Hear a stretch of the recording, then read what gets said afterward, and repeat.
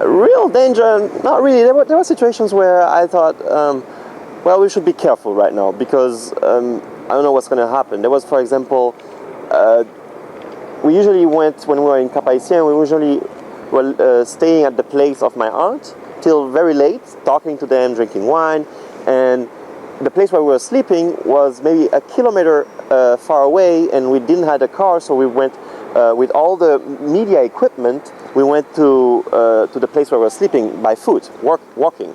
So there was a night where we were walking home, and there was a group of young people. It was maybe midnight. The streets have no lights, complete darkness, and they told us in Creole, and I could understand it. They told us, "This street is not your street. You should be careful here. You guys don't belong here." Just because we were white. So yeah, and they were a bit scary, and they were staying around in a dark corner, and this was a bit of a situation. It doesn't feel so well on this day, and we crossed the street a lot in the next week, in the next days. But then I got our stativ, what's called stativ. It's a tripod. Yeah.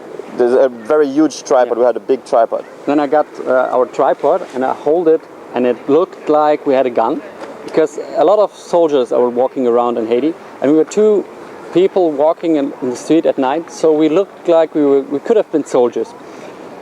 And then that helps a lot. this got us a feeling of a bit safe, and also it's pretty dark there. There was no street lights, and from far away that we could see people, and they saw us coming, and then they moved away because they didn't know who we are. Yeah. So then we did this with this tripod. So, and there was this other situation where we on the back of the pickup truck. We were in Port-au-Prince filming the traffic. I think we were going to my grandmother's. Yes. It was also in the morning, very early. It was dark. And there was the guy behind us in a car, and he was very aggressive. He drove very close to us, and our driver saw this, and then he started driving away from him, trying to race him off. So actually then he went over the lane in the opposite direction, so the cars were coming in front of us, and he tried to move.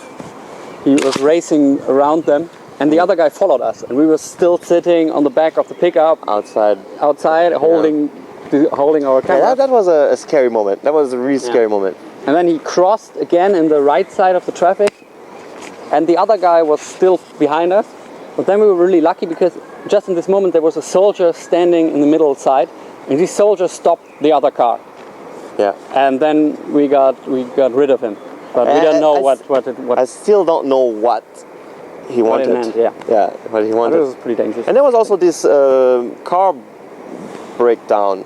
And I think I didn't feel well because it was in the middle of nowhere between Cap-Haitien and Port-au-Prince.